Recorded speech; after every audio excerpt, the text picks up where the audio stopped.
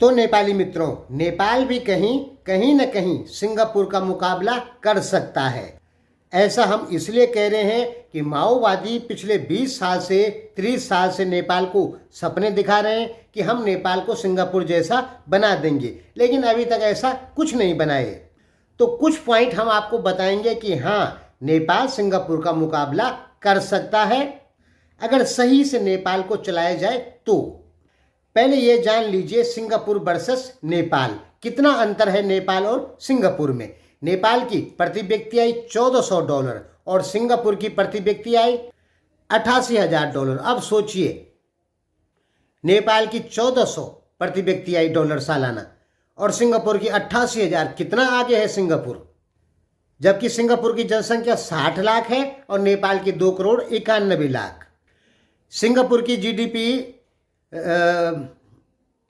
$525 billion, Nepal की GDP $45 billion. यहाँ भी नेपाल 12 गुने पीछे है सिंगापुर से। अब वो केवल 60 लाख लोगों की जीडीपी है और ये 2,91,00,000 लोगों की जीडीपी है। अगर सही से कंपेयर करेंगे तो नेपाल को 58 गुना ज़्यादा जीडीपी बनानी होगी, तब सिंगापुर के बराबर पे आएगा। देखिए, कौन देश गरीब है अमीर है, यूट्यूब आदि किसी का कुछ नहीं सुनना है, केवल उस देश की प्रति व्यक्ति आय देखिए, उसी से पता लगता है कि कौन देश गरीब है कि अमीर है। बाकी यूट्यूब पे आपको बहुत कुछ सुनाई पड़ता है कि वो गरीब हो गया, अमेरिका गरीब हो गया, कभी वो देश गरीब हो गया, ये देश गरीब हो गया, 50 प्रकार सुनाई पड़ता है। वो मत देखिए, सीधे गूगल पर जाइए और इनकम पर कैपिटा सर्च कीजिए उस देश के बारे में, और कितना धनी है कितना गरीब है उसी से पता लग जाएगा। तो यहाँ पे नेपाल से कई गुना ज़्यादा धनी है सिंगापुर। अब नेपाल के माओवादी पिछले 25-30 सालों से जो सपना दिखा रहे हैं सिंगापुर बनाएंगे, लेकिन वो अभी तक कुछ नहीं कर पाए। सफेद झूठ इन्होंने बोला, माओवादियों ने कर कुछ नहीं पाए। पहले ये जानिए सिंगापुर कैसे इतना विकसित हुआ। देखिए, सिंगापुर जो जगह है वो ब्रिटिश भारत का हिस्सा है। आप 1945-46 के मैप देखेंगे तो वो ब्रिटिश भारत का हिस्सा है। और सिंह संस्कृत का शब्द है, उससे वहाँ के जो राजा थे वो हिंदू लोग ही होते थे 13वीं-14वीं शताब्दी में। बाद में विदेशियों ने उसमें कब्जा कर लिया था, लास्ट में वो अंग्रेजों के अधीन आ गया था ब्रिटिश भारत के अंदर, क्योंकि वहाँ से बाद में सुभाष चंद्र बोस की सेना भी लड़ी है अंग्रेजों से। आप 1947 से पहले का मैप देखेंगे तो बर्मा भी आपको ब्रिटिश भारत का हिस्सा मिलेगा। यानी सिंगापुर 130 साल ब्रिटिश भारत के अंदर में रहा या ब्रिटिश भारत का हिस्सा रहा। ब्रिटिश भारत का, आज के भारत का नहीं, 1947 से पहले भारत का। जो भी हो, तो वहाँ पे अंग्रेजों ने क्या किया कि भारत से सामान ले जाके वहाँ पे रखते थे और वहाँ से बेचते थे, और विदेशों से सामान लाते थे वहीं स्टॉक रखते थे, यानी गोदाम टाइप का बनाया सिंगापुर को। ठीक, इसलिए हुआ क्या, वो व्यापार का केंद्र बन गया। दूसरा, वहाँ पे जितने भी समुद्री जहाज उसी रास्ते से आते थे। स्टेट ऑफ मलक्का है वहाँ पे, ठीक, तो समुद्री जहाज वहीं से गुजरते थे, तो वहाँ पे बैठने का, तेल भरने का या ईंधन भरने का और मेंटेनेंस जहाज़ों का वहाँ पे होने लग गया। 1970 में दुनिया में तीसरे नंबर पर तेल रिफाइनरी सिंगापुर में बन गई। दुनिया की तीसरे स्थान पे था सिंगापुर, जहाँ सबसे ज़्यादा तेल शोधक होता था। इन कारणों से सिंगापुर छोटा सा होते हुए भी बहुत धनी हो गया। अब बात करते हैं नेपाल की। देखिए, नेपाल जो है एक लैंडलॉक्ड कंट्री है। नेपाल के पास अपना समुद्र नहीं है, दूसरी तरफ हिमालय है। आप कहाँ जाएंगे हिमालय में व्यापार करने के लिए, पीछे रास्ता ही नहीं है कहीं, और कई 100 सालों से नहीं है। अब जाके थोड़ा थोड़ा बन रहा है, और फ्यूचर में हो सकता है चाइना नेपाल रेलवे लाइन भी बने, तो मान सकते हैं कि कुछ तरक्की फ्यूचर में हो सकती है। लेकिन अभी तक जो माहौल है, नेपाल में समुद्र अपना नहीं है, पीछे हिमालय के रास्ते कहीं जाने की जगह नहीं है, भाई एक ही रास्ता निकलता है भारत को होते हुए। इस कारण नेपाल मात खा गया। दूसरा, नेपाल के पास कुछ खनिज पदार्थ भी हैं, ऐसा नहीं है कि खनिज पदार्थ नहीं, खनिज पदार्थ भी हैं, लेकिन वो भी धीरे धीरे निकलते हैं। एक ही बार में चाइना की तरह नहीं ना निकलते हैं। चाइना तो एक ही बार में निकाल लिया और निकालते जा रहा है, दूसरे देशों से भी निकालता जा रहा है। नेपाल के पास कुछ खनिज पदार्थ भी हैं, वो भी नेपाल को कुछ धनी बना सकते हैं। कुछ, जैसे नेपाल में कहा जाता है कि यूरेनियम निकालेंगे तो हम दुनिया के सबसे अमीर देश हो जाएंगे। ये 100% झूठ है। बोलने वाले केवल आपको बेवकूफ़ बनाते हैं वीडियो पे व्यू लाने के लिए। सच्चाई यही है कि 18-20 बिलियन डॉलर का यूरेनियम निकलेगा वहाँ पर। और यूरेनियम कितने रुपए किलो बिकेगा? आप क्या कहते हैं? 1 करोड़ रुपए किलो, 10 करोड़ रुपए किलो, 100 करोड़ रुपए किलो, ऐसा कुछ नहीं है। आपका यूरेनियम खनिज बिकेगा, यूरेनियम नहीं बिकेगा। यूरेनियम खनिज इस समय प्रेजेंट का रेट अलग अलग होता है, लेकिन इस समय सबसे सस्ते में बिक रहा है 500 रुपए किलो। खनिज यानी मिट्टी, यूरेनियम जिस चीज से निकलता है वो मिट्टी, तो मिट्टी बिकती है।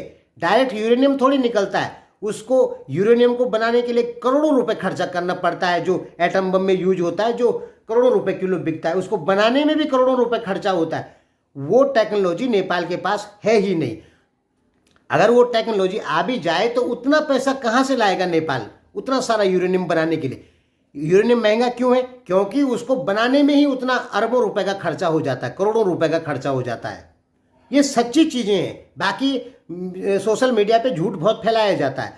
तो यूरेनियम से नेपाल में पैसा आएगा, ऐसी बात नहीं कि नहीं आएगा, लेकिन इसमें बहुत समय लगेगा। हम इसके लिए 30 साल, 40 साल, 50 साल वेट करना पड़ेगा। अभी नेपाल सरकार यूरेनियम का कुछ नहीं कर सकती। इतना ही कर सकती, यूरेनियम निकालो, वहां का खनिज 400-500 रुपए किलो बेच दो विदेशों को, बस। इससे ज्यादा नेपाल सरकार कुछ नहीं कर सकती अभी। मतलब कह सकते हैं कि खनिज के आधार पे अभी नेपाल धनी नहीं हो सकता, क्योंकि खनिज नहीं निकाल सकता अभी नेपाल। हाँ, ग्रीन एनर्जी और हाइड्रो पावर एनर्जी, इससे नेपाल खरबों का व्यापार कर सकता है, लेकिन इसको बनाने के लिए भी खरबों रुपए चाहिए, और ये सरकार का काम है। लेकिन यह है कि आने वाले 5-7 सालों में नेपाल भारत को 10,000 मेगावाट लाइट बेचेगा, जिससे खरबों रुपए नेपाल कमाएगा। ये तो मान सकते हैं, लेकिन फिर भी सिंगापुर जितना नहीं होगा। फिर भी नेपाल की जीडीपी में 10-15% की बढ़ोतरी होगी, उससे ज्यादा कुछ नहीं होगा। 10-15% भी बहुत होता है। तो नेपाल क्या कर सकता है? देखिए, नेपाल के पास एक ही चारा है। नेपाल सरकार नेपाल को कभी भी धनी नहीं बना सकती है। अगर नेपाल की जनता विदेशों में जाके पैसे नहीं कमाती, या नेपाल की जनता टैक्स ना दे, तो नेपाल सरकार अपने कर्मचारियों को तनख्वाह भी नहीं दे सकती है, क्योंकि नेपाल सरकार के पास अपना धनोपार्जन का कोई साधन मौजूद नहीं है, जैसा भारत के पास में है, जैसा चाइना, अमेरिका, इन देशों की सरकारों के पास में है। तो नेपाल की जनता अपने सरकार को स्वयं चलाती है, अपने टैक्स के पैसे से, ज़्यादा टैक्स के पैसे से। अब क्या हो सकता है? अब एक ही चीज़ हो सकता है कि नेपाल चाइना से छोटी छोटी मशीनें लाए और उनमें सामान बनाए और भारत को बेचे, क्योंकि नेपाल की जनता ही नेपाल को विकसित बना सकती है, सरकार नहीं बना सकती। सरकार इतने बड़े प्रोजेक्ट नहीं ला सकती कि सभी नेपालियों को देश में ही रोजगार दे। नेपालियों को अपने ही पैसे से चाइना से बहुत सारी थोड़ा थोड़ा मशीनें खरीदो और भारत को सामान बेचो। 145 करोड़ की मार्केट है नेपाल के सामने, और कुछ विशेष कागज बन जाएंगे तो भारत में 18 से लेकर 28% तक जीएसटी भी माफ होती है। अगर नेपाल सरकार भंसार जीरो कर दे, जीरो, कोई भंसार नहीं भारत से सामान आने पे, तो भारत से कच्चा माल खरीद के और उसको नेपाल में बना के और उसी को भारत को बेच सकते हैं, क्योंकि तब वो आपको वो माल जीएसटी फ्री मिलेगा। नहीं समझे? यानी वही अगर कोई भारतीय खरीदेगा तो 100 रुपये में भारत के अंदर, और वही कोई नेपाली खरीदेगा तो 82 रुपये में वो माल मिलेगा। लेकिन नेपाल में भंसार बढ़ जाता है, सरकार का टैक्स बढ़ जाता है, तब वो महंगा होता है। नेपाल अपने यहाँ सामान बनाए और 145 करोड़ भारतीयों को बेचे, तो नेपाल अच्छा खासा पैसा कमा सकता है, खूब विकसित हो सकता है। यही एक पॉइंट है नेपाल का विकसित होने का। इसके अलावा कोई भी चीज आपके पास में विकसित होने के लिए नहीं है। लाइट आदि एनर्जी से आपको पैसा प्राप्त होगा, पर एकदम विकसित देश जैसा नहीं। एकदम विकसित बनने के लिए क्या उद्योग लगाने होंगे बड़े बड़े या छोटे छोटे, लेकिन प्रत्येक नेपाली को सामान बना के भारतीयों को बेचना होगा, क्योंकि नेपाल के सामने 145 करोड़ लोगों की मार्केट खड़ी है। तब नेपाल जाके कहीं कुछ सिंगापुर के सामने खड़ा होने की ताकत रखेगा। धन्यवाद।